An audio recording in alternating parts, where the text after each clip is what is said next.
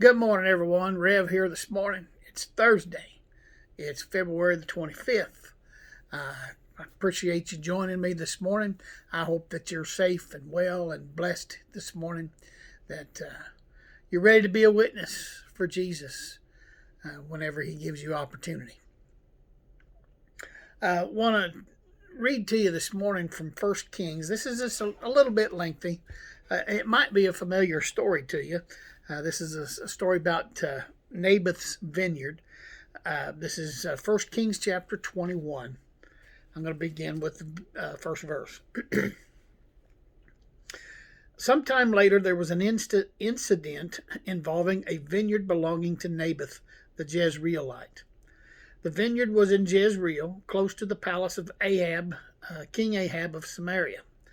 Ahab said to Naboth, "Let me have your vineyard to use for a vegetable garden, since it's close to my palace.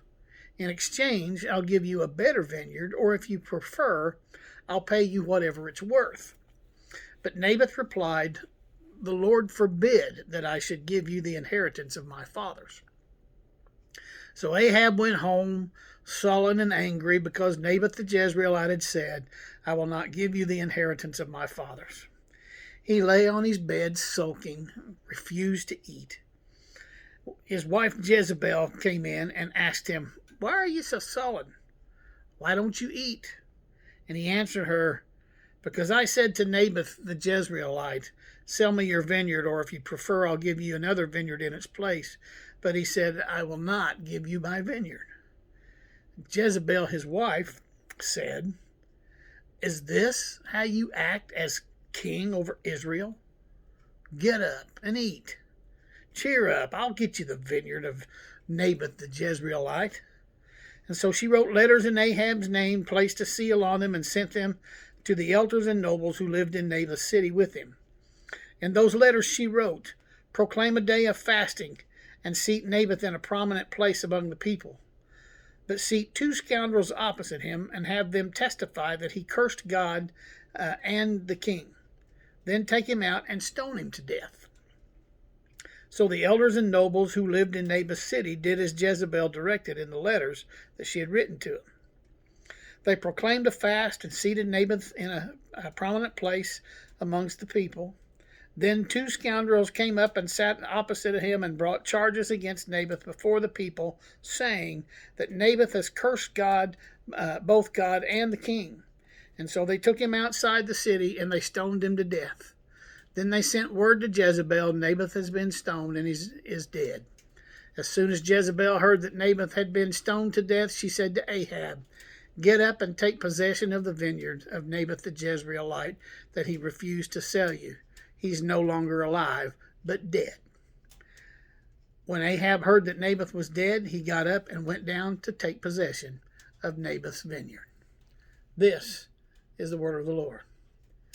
May it bless, convict, encourage, enlighten, and empower its hearers this morning. So let me begin quickly this morning by telling you a short story. A man by the name of Jed was surprised when he was accused of causing an inventor's suicide. He hadn't done anything wrong, yet Jed had made a very good deal for the rights to an invention that had unexpectedly made his company millions of dollars. Renegotiate? Why? Some management experts classify persons as being task-oriented or people-oriented. The task-oriented individual sees the task at hand and makes every effort to accomplish it. The people-oriented person is sensitive to the feelings of the people that are involved. Now, we would have to classify Jezebel this morning as being a task-oriented person.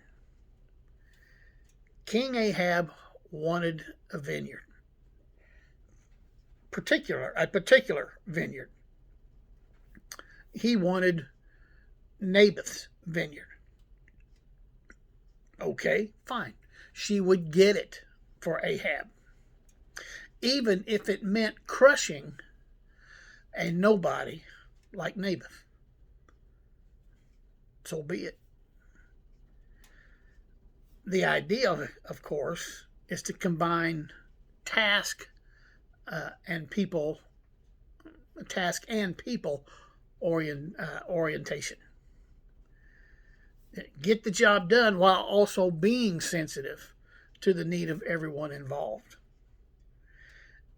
In fact, there's no job worth doing if in the process we crush a single nobody.